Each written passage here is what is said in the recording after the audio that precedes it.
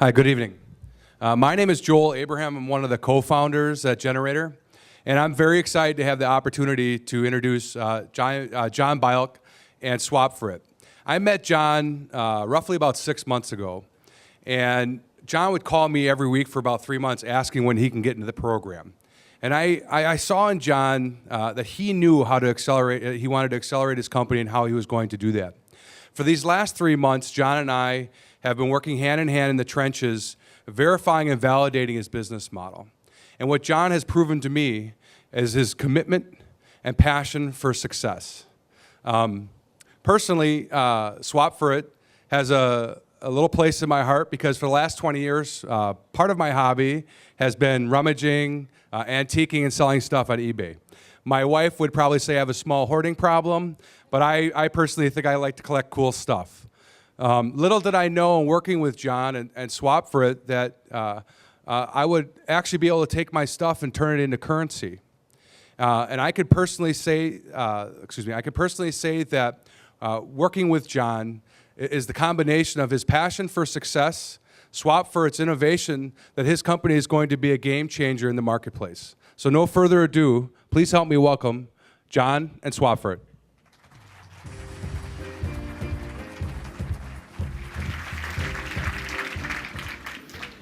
Thanks, Joel. My name is John. I've been an entrepreneur ever since I can remember. As a little kid, I was an entrepreneur. And that's because I love solving problems. It's something I'm good at. Swapferit is my company. Get what you want with what you have. Now, it solves one of mankind's oldest problems in a very innovative way. In doing so, it opens up the world's oldest and largest market space. Now, I understand that's a very bold statement, so let me explain. So what's this problem I'm talking about? Barter worked best when times were simple. 5,000 years ago, I'm a naked man, I'm freezing. You have clothing, you're starving. I have meat. We have a deal. I have what you want, you have what I want, barter works great. What happened if you weren't starving? I'm a naked man with meat, and barter fails. A year ago, I wanted a motorcycle. I've been married for 27 years. My wife said, "You are not buying a motorcycle." So I took that to mean that I should go to Craigslist and barter for one. Turned out that's not what she meant. They had lots of motorcycles. There was lots of people wanting to barter motorcycles. The problem was the tool they gave me was a blind box response ad. Now there's a tool that does not support commerce. That's for blocking spam. It was very frustrating. It was very difficult to talk to people. It was hard to find out anything about the bikes. Now, because I'm stubborn, I did end up getting a bike, but I had to put together a multi-person trade. Now, there's no tools for this online, but how does this work? Well, let me explain. If you have an RV and you're looking for a motorcycle, the man with the motorcycle has no interest in an RV. He wants a boat, and the guy with the boat is interested in the RV. Anyone with business sense can see that there's a deal to be made here. The problem is all the current swap sites or barter sites see 3 failed offers because nobody has what the other person wants. So they just sit there unhappy.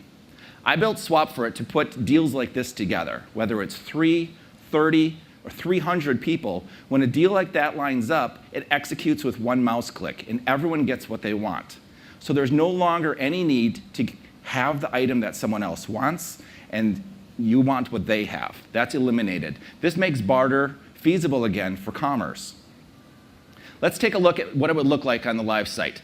So the man with the speedboat gets an alert that he has an offer. He takes a look and he sees, it's a motorcycle. I'm not interested in that. My wife would kill me. What else can I get? He can see what was placed, an offer that was placed on the motorcycle, and that happens to be an RV, which will make her happy. He clicks get this, all 3 trades execute instantly, and he is the owner of, what did he get? He got an RV. Good job. I'm glad Joel's paying attention. Usually he doesn't. So he owns it, but obviously it's still sitting in the driveway, right? Somewhere else. He has ownership rights. He can accept offers that were made on it previously that the other owner didn't accept.